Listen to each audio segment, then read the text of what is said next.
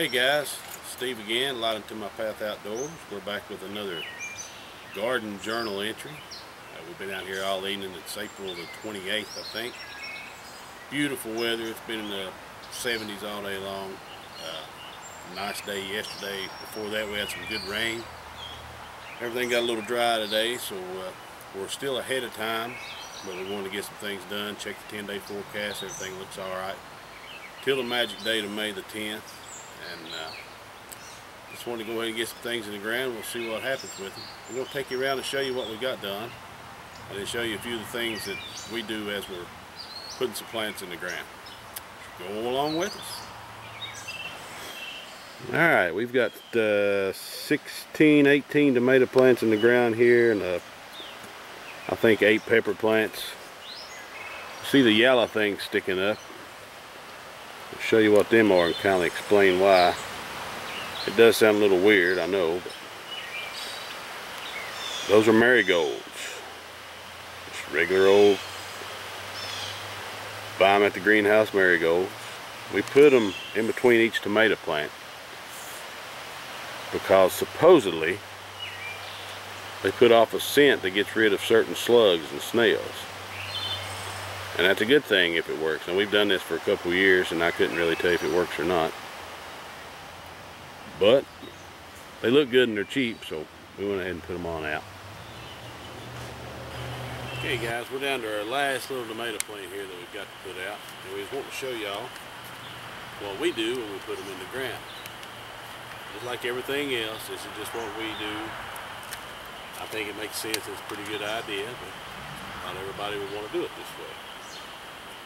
First thing, we take these 2 little leaves right here at the bottom of the plant and just get rid of them. Get them out of there. If there's one stray one above it, we'll get rid of it too.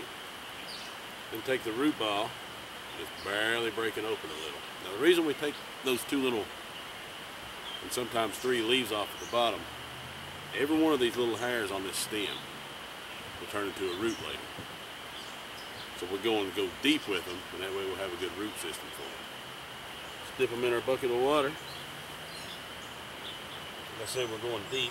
We're gonna bring the dirt up to the first leaf that's on there now.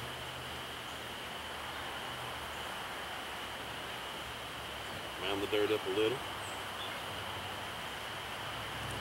Then add a little more water to it so it's got a good base.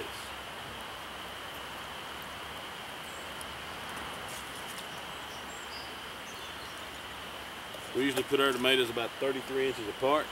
Some people say 36, some say 30, so we split the difference. We go 33.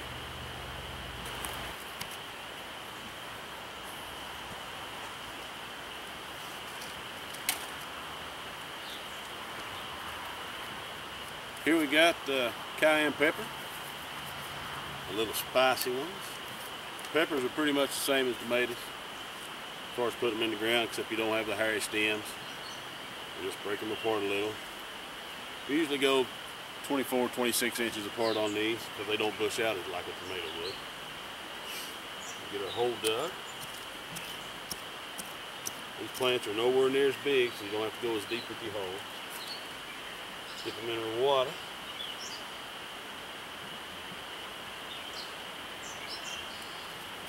Cover them up.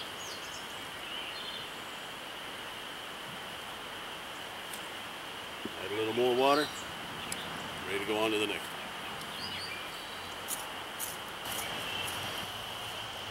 Okay, that was all of our plants to put in the ground today. We got 16, 22 tomato plants, 16 pepper plants in the ground.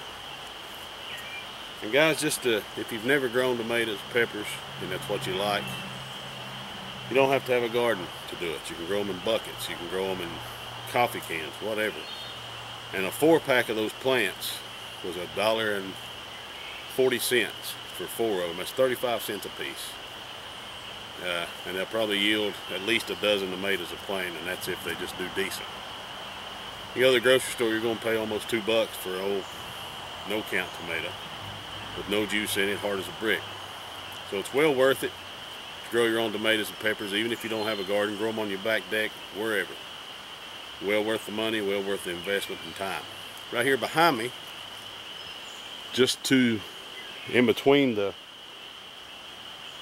little string line you see there and the plants over here, I've got zucchini and squash sowed. Just did that today, so of course they're not up. Over there against that back fence, I put cucumbers out about last Tuesday. This is Saturday. I think I did it Tuesday. We've got our 5 rows of corn. They're coming up very slowly. Today was the first day I've got to notice any coming up out of the ground. And our potatoes, we had about 2.5 rows up, and they actually got hit by frost Tuesday morning, and they got bit pretty good. Not all of them, just kind of in spots, but that's all right because they will grow back. The tuber is still under the ground. I didn't have anything else up that got hurt. Everything else is greens or cabbage and such. We put out something today we was going to show you guys. Now, a lot of y'all may know what this is. We had no idea, never heard of it. But a friend of ours bought it. Gave us a little pack of seeds, so we put them out against the fence right over here. They are a pole bean called the Hidasta Shield bean. Hidasta. And they're from the Hidasta Indian tribe in the Missouri River Valley of North Dakota. Supposed to be good for soups, kind of a dry bean type. So we put them out and we'll try. Okay guys, thank y'all for going around the garden again this evening. We've been out since we got home from work. It's getting a little dark on us now, but we got everything done that we wanted to. So that's always a good thing. We got our tomatoes, peppers, marigolds in the ground. Got some zucchini and squash sowed and a new kind of bean we're going to try. So, thank you guys for watching, for hanging out with us.